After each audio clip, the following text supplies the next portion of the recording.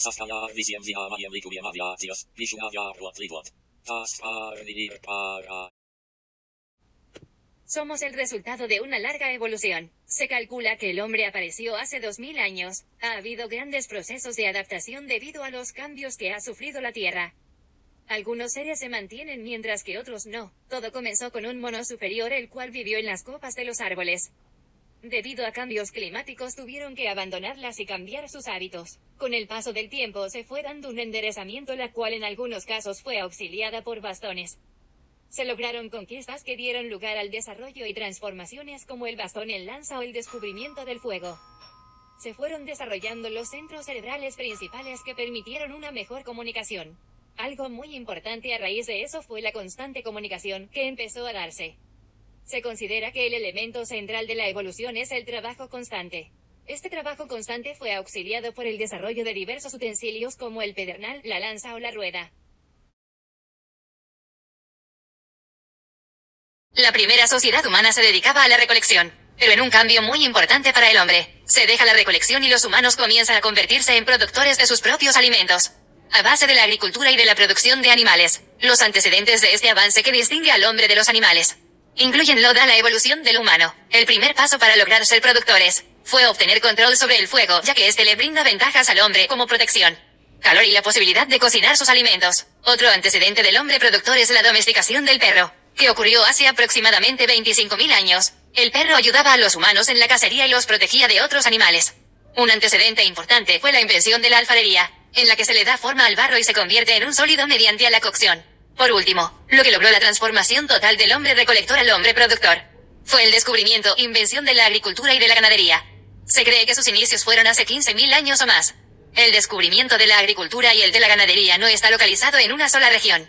Más bien se generó de forma independiente en distintas partes del mundo. Actualmente se discute sobre qué tiene mayor antigüedad, si la agricultura o la ganadería. Según los investigadores, la agricultura fue una aportación de las mujeres, ya que es un derivado de la recolección, actividad que hacían las mujeres. También se cree que la ganadería es descubierta por los hombres, ya que ellos se dedicaban a la cacería. La ganadería y la agricultura se benefician mutuamente, ya que el ganado genera fertilizante y la agricultura alimenta al ganado. Aunque las dos actividades se relacionan entre ellas, no todos los pueblos realizaban las dos cosas.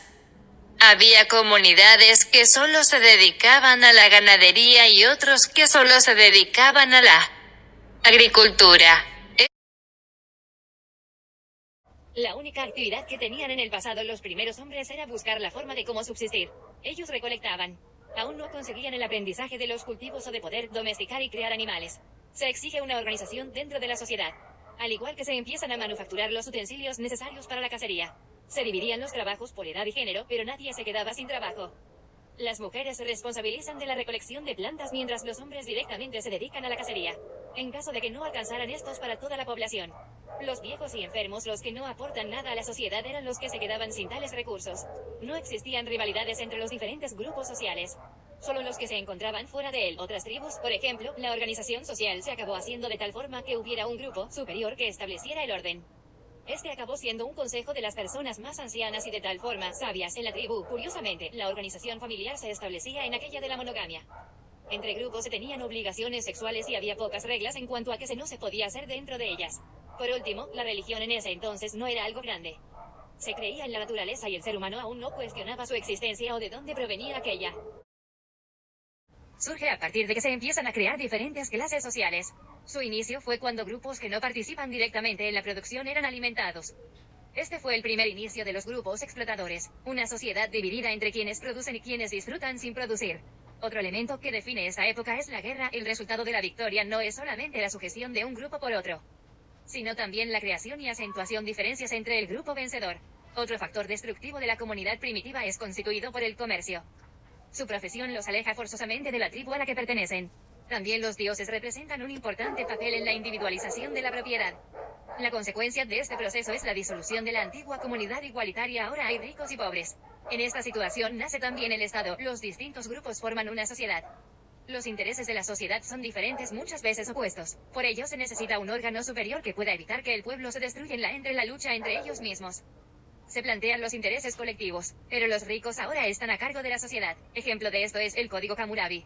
y la democracia constituida en Atenas que excluía a mujeres, esclavos y gente extranjera. Junto a este cambio se crea la transformación de la familia. Predomina el hombre sobre la mujer, se asegura que la herencia se ha pasado de padre a hijo. Esto es patrilineal, esto es a causa de la guerra y la importancia masculina en ella. Esta época culminó en los estados griegos y romanos. La cúspide de la Edad Antigua fue lograda gracias a la explotación y a la deshumanización del sector productivo de esta comunidad de esclavos y trabajadores. Sin embargo, en esta época se desarrollan las artes, arquitectura, la filosofía y las bases de una organización social. Todas las reducida productividad y eficacia del esclavismo va decayendo a finales del siglo III d.C. y se ve sustituido por el colono. Otras veces llamada civilización de los ríos o civilización de riego, pero hasta ahora ninguno de los nombres parece adecuado. Se caracteriza por la existencia de aldeas autosuficientes cuyos integrantes son dueños de sus instrumentos y de sus tierras de labor. Cada persona tiene derecho a laborar su tierra y a disfrutar del producto que ésta le dé, pero no enajenar. No existen los campesinos privados de tierras de cultivo o de instrumentos para hacerlo, que serían una especie de siervos o esclavos. Estas comunidades entregan determinada cantidad de bienes a otro sector social. En los casos de los valles de grandes ríos, la necesidad de aprovechar estos bienes resultaba en la unión de varios poblados para controlar las aguas del río y para tener una organización que se pueda defender de las asechanzas de pueblos de zonas desérticas. La forma de división del trabajo beneficiosa para todos pronto dio lugar a la construcción de un grupo privilegiado que tiene la oportunidad de transformarse en una verdadera casta que tiene fuertes elementos de explotación y parasitismo, como se puede observar en el gran lujo de los faraones y reyes mesopotámicos. Característico de la Edad Media europea, importante porque ahí radica en que constituye la forma de la que nacerá el capitalismo.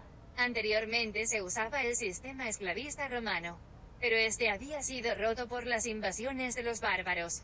Después se rompe el comercio mediterráneo gracias a las invasiones árabes, gracias a que estos cierran partes importantes del mar usada para comercio, y al mismo tiempo los normandos atacaron creando inseguridad, volviendo incluso más difícil la transportación comercial. Esto causa que Europa se divida por dos vías. Desde arriba, el mundo se reparte como parcelas, como feudos encargados por los reyes conquistadores y sus leales capitanes, y desde abajo se agrupan los campesinos alrededor de un señor que los pueda proteger. Esta crisis de escaso gobierno permite la consolidación de un poder sumamente disperso con una ausencia casi total del gobierno central. Por primera vez se ve cambio de la idea o percepción de trabajar, que en los tiempos esclavistas se consideraba una ocupación indigna para el hombre y ahora es más aceptada. Por lo tanto, esto crea mayor fluidez en la sociedad. Esto da lugar a dos aspectos de organización social: el feudo y la servidumbre. Feudo, una porción de tierra entregada oficialmente en préstamo a un señor. Casi siempre los feudos son hereditarios. La servidumbre se puede dividir en muchos cargos, por ejemplo, siervo, no es un esclavo pero tampoco un hombre libre, pero no es propiedad personal. Tiene que cultivar cierta parte de la tierra y no puede abandonarla a su arbitrario. También le tiene que rendir tributo. El señor feudal le provee protección y posición social. El tributo consiste en que el siervo tiene que realizar labores para el señor en campos, molinos, etc.